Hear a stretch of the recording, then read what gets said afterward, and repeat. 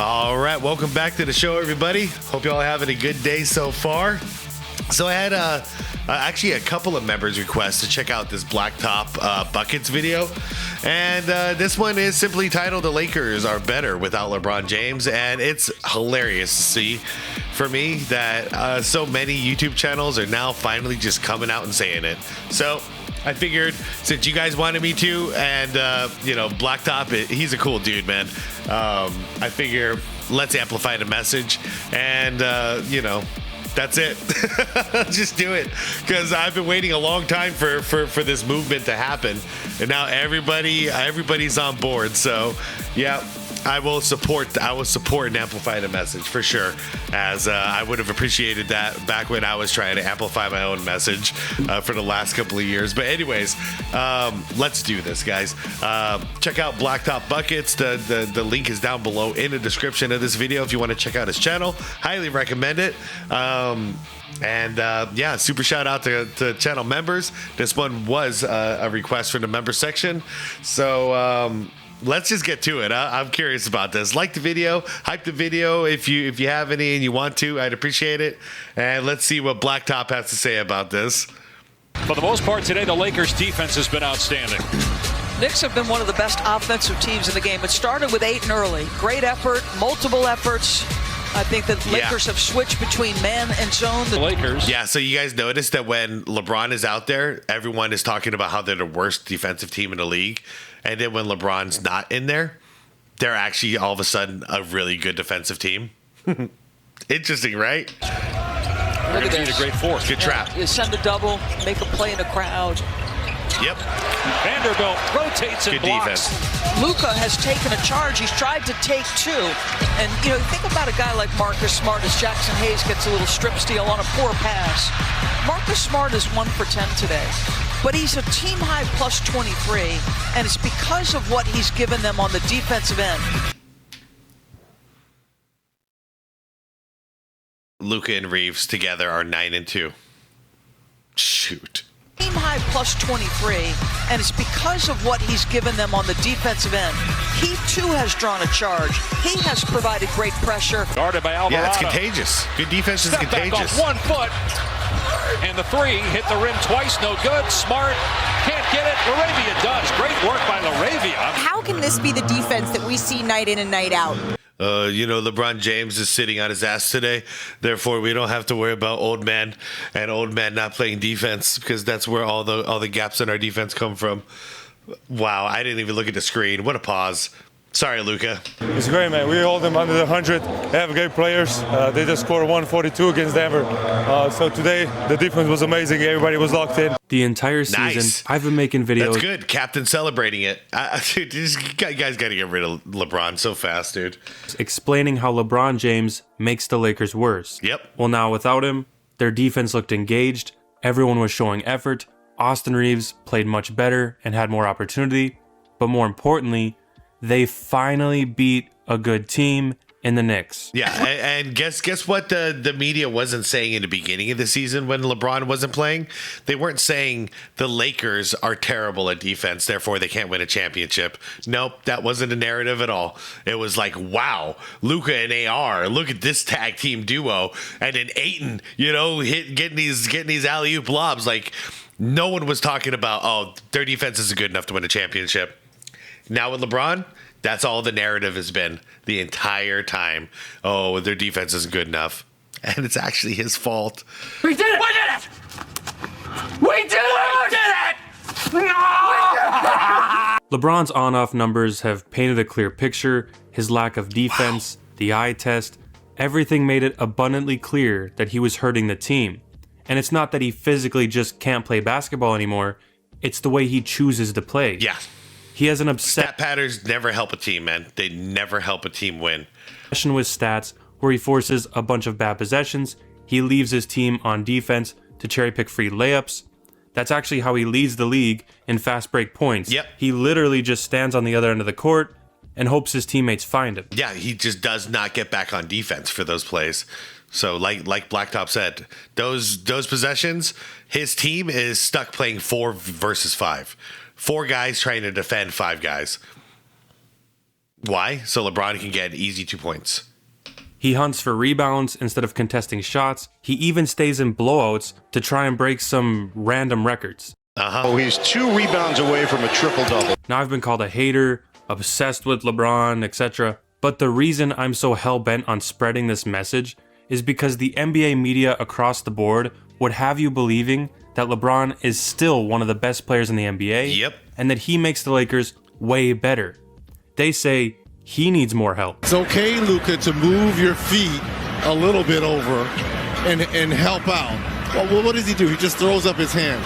It's okay, Luka, to move your feet a little bit over. Well, what does he do? He just throws up. Oh, nailed him. Same game. Wow. Yeah. I wonder where young Luka learned this behavior from. Who was the face of the league for the last 20 years? Unfortunately, this guy right here. This guy. So where did Luka learn it from? Shoot. I wonder. LeBron is at the age he can't play defense. But that's just... Okay, half of the game is defense. If you can't play defense, that means you can't play the game anymore. I'm sorry, but people age out of sports. If you can't play half of the game, you shouldn't play any of the game. I'm not talking like minute-wise. If you can play 20 minutes a game, but play both ends, okay, now you still have a place. But if you can't play any minutes on both ends, only on the offensive end, sorry, dude. This is what retirement's all about. It's not the case. The Lakers are 9-2 with just Luka and Reeves, but once they take the court with LeBron, it becomes a disaster on both ends. Now, I've been critical of Luka constantly complaining to the officials and his defense, but his defense isn't as horrible as the media would leave you to believe. Well, not only that, but then he makes up for it a lot more on offense than LeBron ever can dream of doing. So the way that Luka scores and the way he runs pick and rolls, he's great on the offensive end. It's just defense that's lacking. Now, LeBron can be like, a 2 out of 10 on offense, but then he's a 0 out of 10 on defense. So that's where it's like, yeah, it's a complete night and day situation between Luka and LeBron as far as what they're providing their teams. Should Luka actually play some defense too? Hell yeah, he should. But it doesn't seem like that's ever going to happen. He's not. So in other words, Luka, the day he stops scoring nearly 30 a game and producing like that, that's the day where he's going to have to figure out a place in the league because, yeah, you can't not play defense but also not produce offensively. Then what are you even doing out there? Giving up 40 points a night to his matchup, he's not the worst defender in the entire world. You can build a team around him. His defense is better than LeBron's, but, you'd hope so, right? Either way, his offense is so explosive that he makes up for it. Guys, put it in the comments. Is LeBron James currently the worst defender in the entire NBA? I think so. I think even like the likes of like James Harden, like he'll try harder, I think. I don't know. Who you guys got? I'm curious. I think for me it is LeBron. I think he is the worst defender in the league right now. LeBron doesn't. LeBron's stats and efficiency are misleading since his numbers are his main objective when he's on the basketball court. Yep. He's trying to get his numbers up. Luka Doncic and Austin Reeves are second and third in plus minus, and they're just better than LeBron at everything he does. So when they get more touches, the team is better on both ends.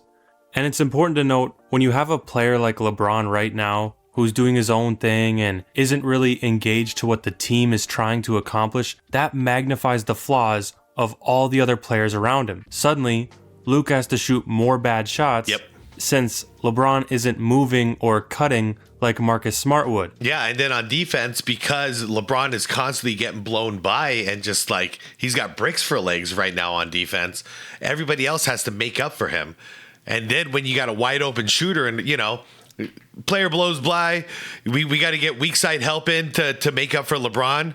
And then guess what? We got multiple shooters that are wide open now, because of having to make up for LeBron's lack of defense. So yeah, it happens on both ends here. Or Reeves has to try. But then his teammates get, everyone ridicules them saying, "Oh, you guys, the Lakers are just terrible at defense." No, they're making up for the old man. That's why it looks so terrible.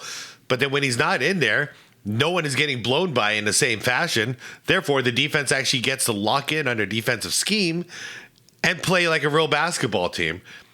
Not this charity case stuff. Try harder defensively instead of getting help from a player like Jared Vanderbilt. They aren't able to hit Rui Hachimura for as many catch-and-shoot threes since he has to play less minutes. Other players have to step out of their comfort zone or out of their role to provide what LeBron isn't doing. LeBron could change his role since he's older and isn't the player he used to be, but he hasn't and he never will. Now, this doesn't mean the Lakers are automatically contenders just by eliminating LeBron, but what it does show is that it's time to move on from LeBron. Yeah, and I'm sorry, man. You free up $52 million plus you get rid of LeBron, and then you get an extra $4 million if you get rid of Bronny. So $56 million plus no LeBron.